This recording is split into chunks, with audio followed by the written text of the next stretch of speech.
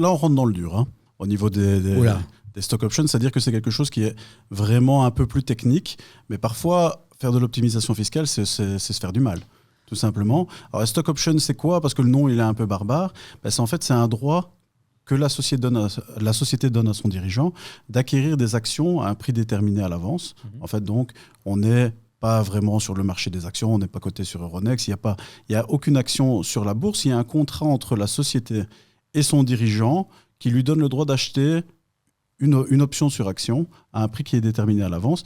Et l'avantage là-dedans, eh bien, c'est que la valeur, finalement, de ces actions n'influe pas quelque part dans la fiscalité. C'est un avantage en nature qui est calculé de manière forfaitaire et qui est bien moindre. Et donc, on abat grâce à ça, en fait, la fiscalité et les cotisations sociales d'ailleurs, puisqu'elles ne sont alors calculées que sur le montant de l'avantage en nature et pas sur la somme qu'on va récolter à la toute fin.